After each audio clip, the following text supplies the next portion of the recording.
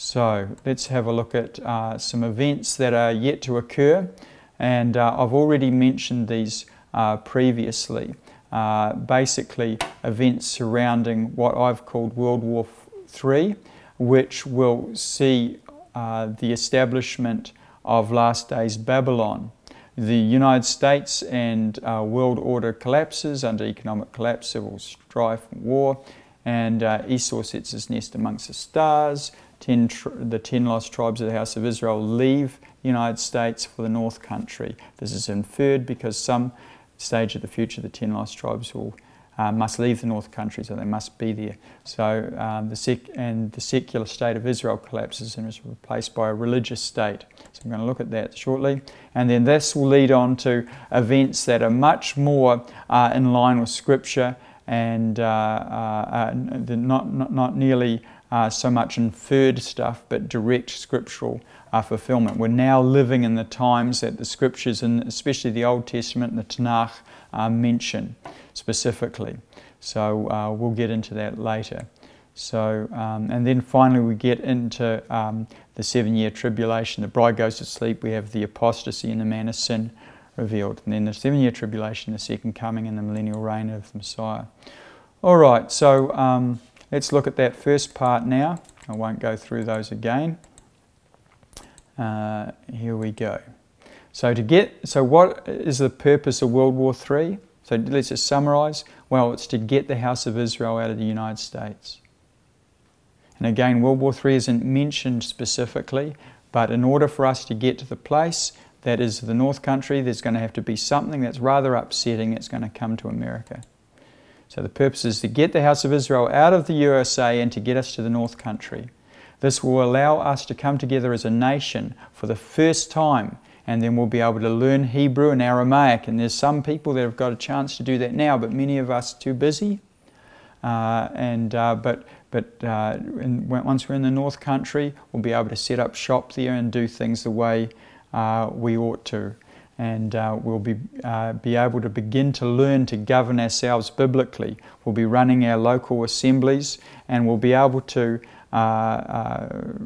pass judgments. In the New Testament it tells us, you shouldn't bring brothers to court in an ungodly court. You should be able to deal with those things yourself. And so if we take the Torah seriously and humbly, we should be able to deal with a lot of issues that crop up between believers.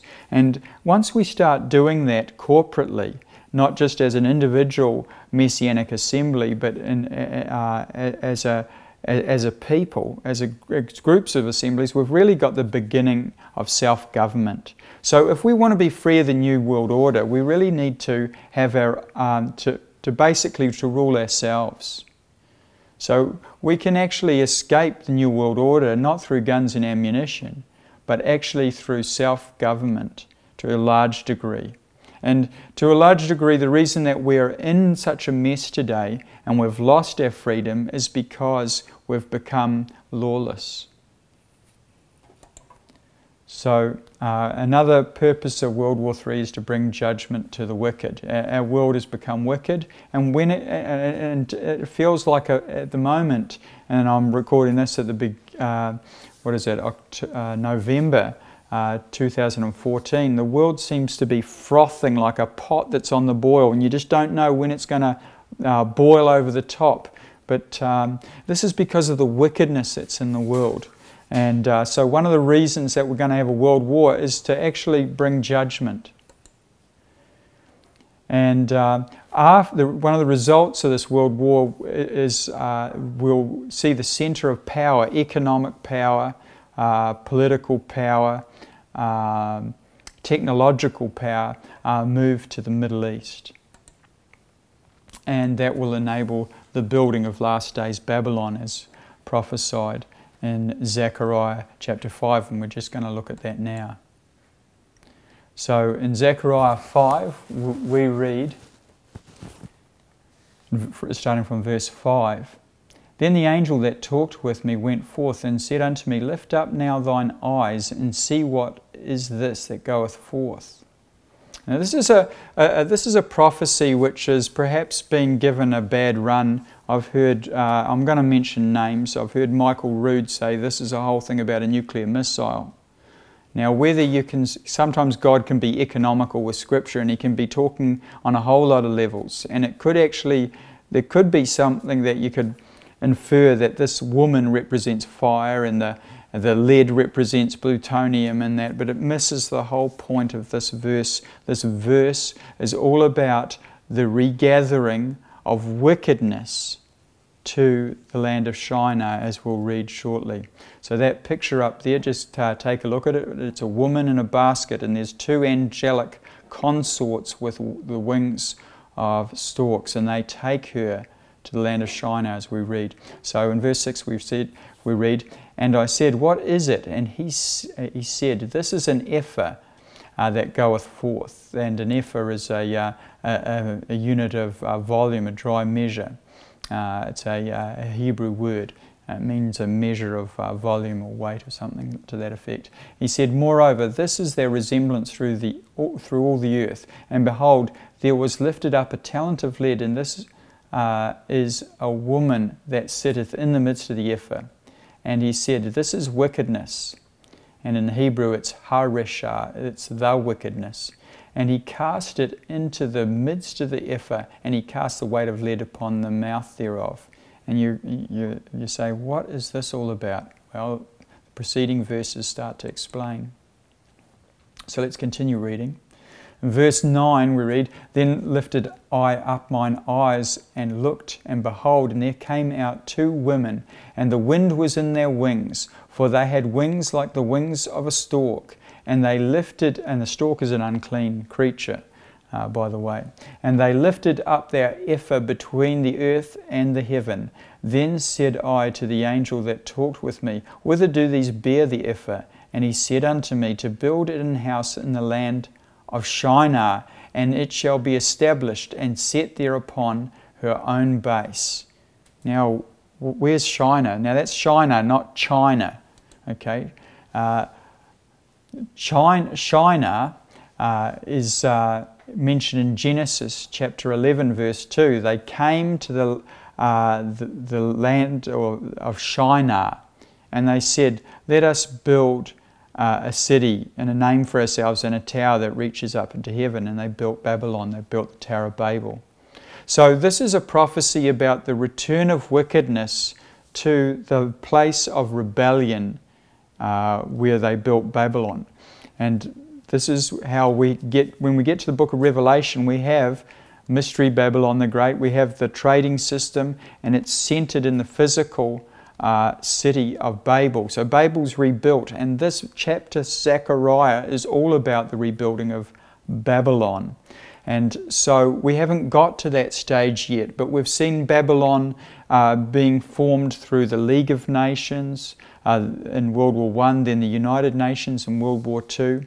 And we're going to see all of that that's been built there, brought to the land of Shinar. It's going to be flowing there with speed. There's the idea of speed, and there's a heavenly aspect to this whole thing.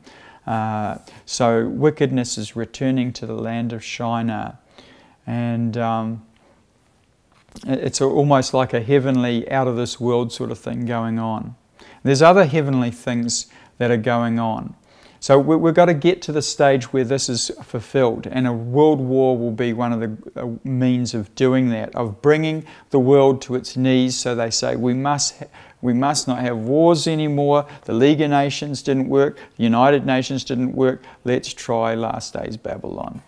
And here we have it in Scripture being mentioned. So we have another Scripture also. This is in Obadiah, and this is related to the regathering of the lost tribes, because Esau, Jacob's brother, ultimately he's going to be destroyed, sadly for him, at the end of the 7-year tribulation. We read about that in Obadiah. But it opens up, and Obadiah opens up with a verse that I think is quite interesting. It says, "Though thou exalt thyself as an eagle, and though thou set thy nest amongst the stars, thence will I bring thee down, saith the Lord." Now, I love space travel, so I don't think there's anything wrong with space travel. Now, there might be some landlubbers that don't like to go up there. I don't see a problem with going up to space. God doesn't say that He's against Esau because he doesn't like space travel. He says this because Esau has a hatred towards his brother, and he treats his brother Jacob badly. So Esau has a space program, and he's going to set his nest amongst the stars. He's going to head to the stars, but because of his treatment of Israel, he will be brought down. Esau is already heading to the stars. We have NASA and the space program, and we have a whole commercialization of low Earth orbit. So we're actually, if you read the scriptures, you can actually see prophecy nearing fulfillment. We're living at a time, there's never been a time when this could be fulfilled literally until now. Now we have the capability to send people into space.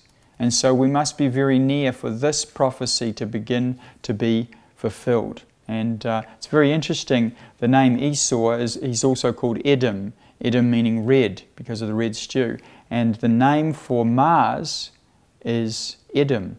And this chap here, Elon Musk, I'm not having a go at him. He's maybe a very decent sort of fella, not a believer, but he's wanting to go to Mars. And he's built a reusable spaceship to get him there. And that's currently being developed, and it's already sending cargo to the International Space Station. And he's got a new version of the capsule, the Dragon capsule, very interesting name. And Esau is already taking to the stars.